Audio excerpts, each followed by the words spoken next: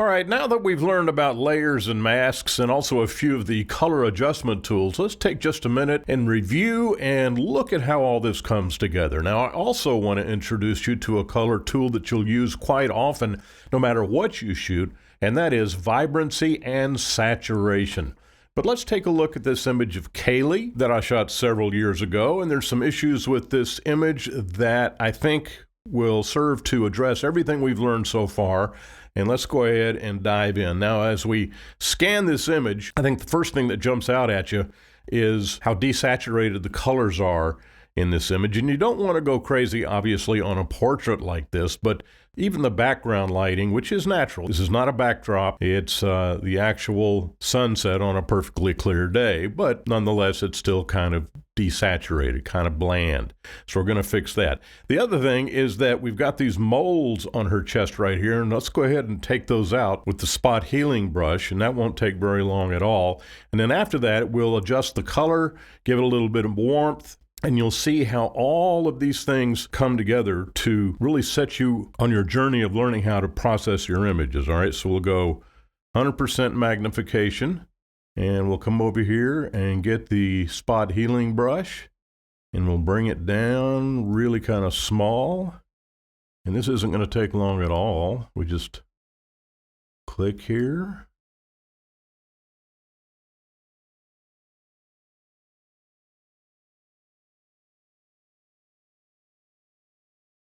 And Kaylee was a state champion high school golfer when she was in high school. And that was about the time that I took these images that her mother wanted.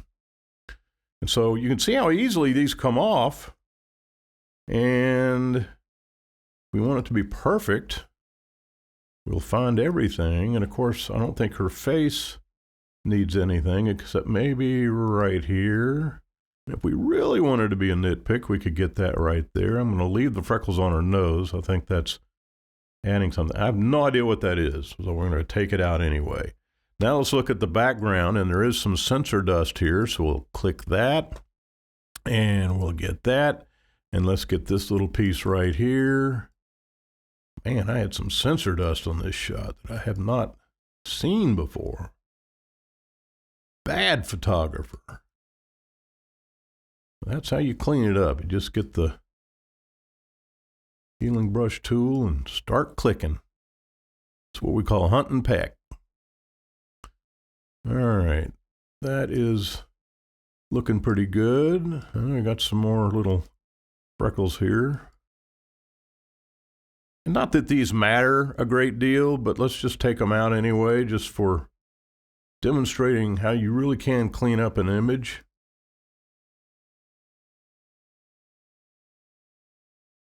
And I think that's going to work right there. There's a little bitty one right there, and I think that's going to make it. All right, now I know what you're thinking. You're saying, but in a previous lesson, you told us not to do any adjustments on the background layer, on that bottom layer, because that's the point at which you always want to go back to if you make a mistake, and that is true. However, in this case, there is no scenario in which I would ever want to go back to a state on this image that included those moles on her chest. I always want to start a portrait anyway from a state of the image that presents the subject in the best light. So this is the exception to the rule. You've heard that all rules in photography are meant to be broken. This is one of those times. Okay, so if you do have a portrait and you want to get rid of defects on a person's skin and you want to start from there going forward in the future, then that's one of the exceptions to the rule, just so you know. So we've done a little bit of the touch up. Let's take a look at before and after. Before and after. Now we're going to take a look first at the global color adjustments. I think there's a little bit to be done with the white balance, just a very, very slight adjustment of the white balance I think would be good here. So we go image, adjustments, and what do we want to use? Let's use color balance in the midtones, and we'll just add a little bit of yellow. Now look and see how, you see we've got that yellow adjustment at -11 right there, okay? So we have to compensate with reducing the green. Notice it's got a little bit of a green cast to it. This is before with a blue cast, and this has got the green cast on it, even though it is warmer. So we're going to compensate for getting rid of the green by coming up and going minus, and let's say -4. I like that 4 figure, which is, we roughly have a line, a straight line on the adjustment tabs. And that's what you're looking for most of the time in general terms. So before and after, and we've taken that blue cast out of there, but it's still just a little bit drab. So now time to take a look at the Vibrancy and Saturation slider. And that's located here under Image, Adjustments, Vibrance. Well, it's Vibrance or Vibrancy. Doesn't matter one way or the other. Now, what's the difference? They both increase the intensity of the color. Vibrance intensifies the lower intensity colors, colors that we also call pastels or desaturated, colors that really aren't intense, but they're still there and you want to bring them forward a little bit. So we take the Vibrance slider. Now watch what it does to the entire image, which to some degree is going to be a good thing. All right, we'll run it up to about 50. That's where my initial adjustment usually is, before and after. And I don't know if you can see the change through the video, but on my screen, we're getting a little bit of a change, okay? So I'm thinking that's going to be just a little bit too much. I'm going to bring this back down to 40. And now Kaylee's looking pretty good. Now, just by comparison, just so that I can show you how this tool works, you'll notice the Vibrance slider is at 36. Now, watch what happens to the image when I move the Saturation slider the same amount. See how much more intense that adjustment is? So when you're going to adjust color, always start with the Vibrance slider, and then if you still need more, just take the Saturation slider and move it ever so slightly. Less is more on this stuff. I see so many images on the internet that are otherwise very good images, but that are so overprocessed and the saturation is off the charts. And a lot of reason for that is because the screen is not calibrated properly and people just aren't doing the right thing. So saturation boosts all colors the exact same amount. And we'll take this back to 0. Vibrance, on the other hand, only affects those dimmer, blander, pastel colors and gives them a little bit of life that might not ordinarily be there. Now, on this image, what we want to do is we like Kaylee just the way she is, but I like the background to be just a little bit more intense. So I'm going to go ahead and hit OK. I'm going to come over to the Layers panel. I'm going to go Command-J, and then Command-J. Now I'm going to take layer 1 and I'm going to disconnect or cancel the visibility of this top layer, which will reveal this middle layer, this layer 1. Now what I'm going to do is come up to Image, Adjustments, go back to the Vibrance slider, and let's just do a test.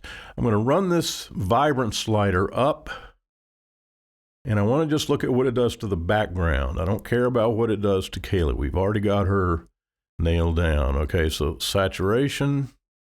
So see, that's just a bit too intense. I just don't like that result. So maybe just like maybe +5 on the saturation. The Vibrance is giving us just enough. Now let's do it again. Yeah, you would not go above 10 on that adjustment. So let's take this to 10, 11, somewhere in there, and say OK. Now, one thing to notice on this, the color on Kaylee is oversaturated. She just doesn't look natural. It's too much. But over here, it's great. So you can see where I'm going. I'm going to activate the top layer. Now I'm going to get a mask. Click on it to make sure it's chosen. I'm going to come over here to the left side of the workspace. I'm going to get the paintbrush tool, and we do have black here. And I want to come up and make sure that we have a feathered edge on our brush. And then I'm going to come in and I'm going to erase. I'm going to erase Kaylee. And I did that wrong. I apologize. Let's back up. See what happens when you make a mistake and you screw things up. You can go back and start over. What I meant to erase is this over here. And I want to bring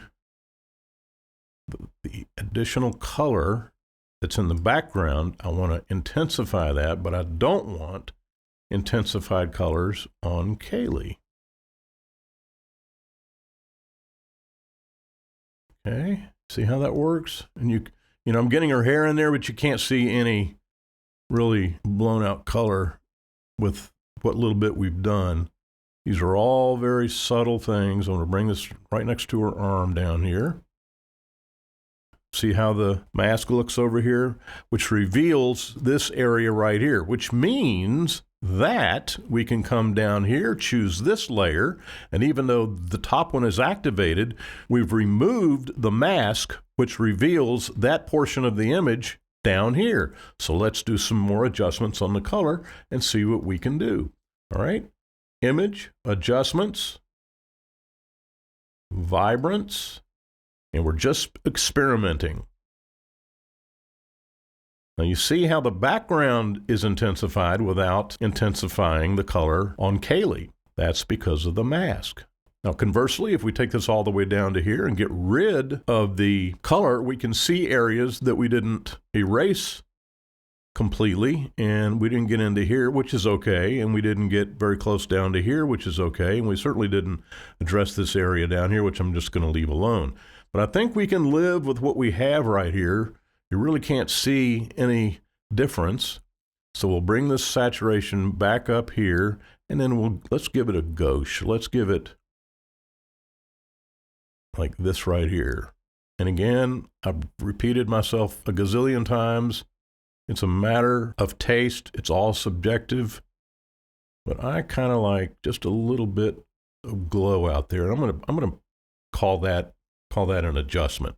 Now we can also take a look and see what we can do with the curves dialog box. We can make the background darker. You may or may not like that. You can make it brighter. You may or may not like that. It's all a matter of taste. I do think, though, that what I am going to do is come back and activate the mask, and I'm going to work on those areas that we missed right up here and in the middle and over here. I think we need to come in just a little bit closer. And I'm going to try to get that area down here that we missed very carefully, so I don't want to have an oversaturated stripe on her arm. That wouldn't be good. But I think we've done as much to this as we can do. And so let's go ahead and flatten the image. And there we have it. Okay, let's go back before and after and take a look. Before and after, and you can tell me which of these two you like best. So there you have. Pulling it all together, we've used masks and layers and the spot healing brush, vibrance and saturation. So that's how it all plays together. That's how everything comes together to create an image that you saw in your mind's eye, or even that you saw when you were standing there. And it's all possible in Photoshop.